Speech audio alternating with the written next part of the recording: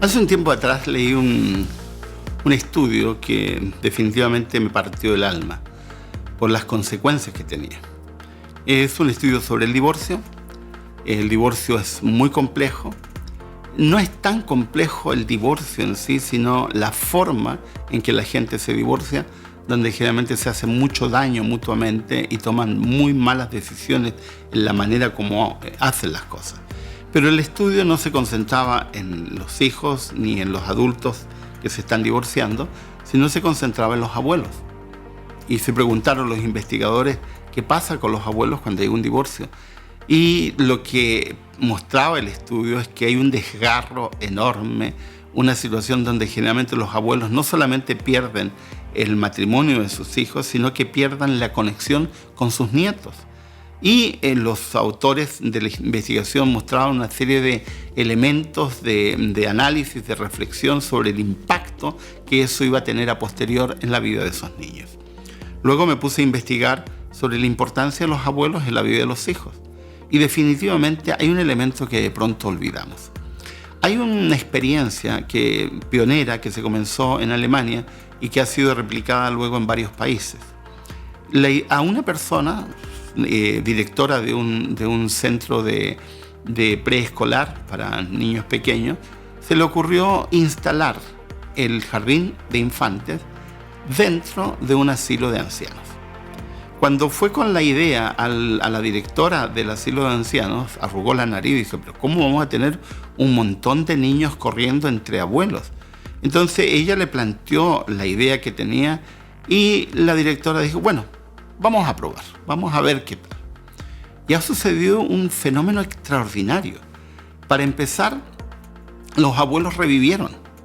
Abuelos de asilos de ancianos, algunos de ellos medios catatónicos porque no tienen muchas actividades que hacer, pasaban el día o pegados a la televisión o jugando cartas o sin hacer nada, y de pronto se ven con 30 niños.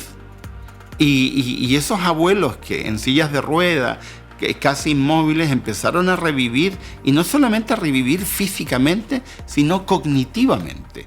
De pronto empezaron a contar, a hablar. Y a diferencia, al contrario de lo que la directora temía, los abuelos tenían no solamente tiempo, sino paciencia.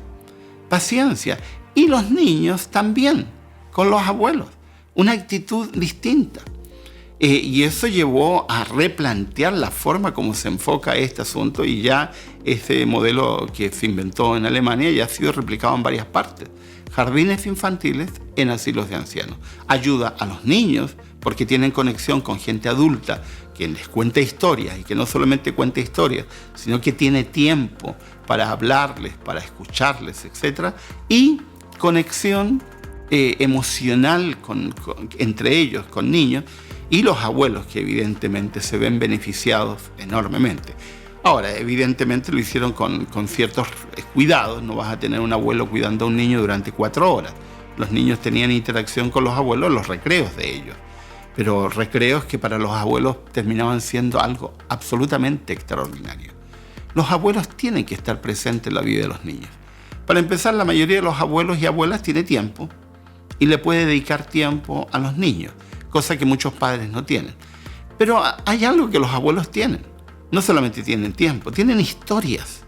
A los abuelos les encanta contar historias, porque además de que los abuelos van perdiendo la memoria de las cosas que les ocurren en el tiempo contemporáneo, van desarrollando la capacidad de memoria de lo que les pasó hace mucho tiempo, y van recordando incidentes de su niñez, incidentes de cosas que a ellos les ocurrieron cuando eran jóvenes, y ese tipo de cosas a los niños les encanta.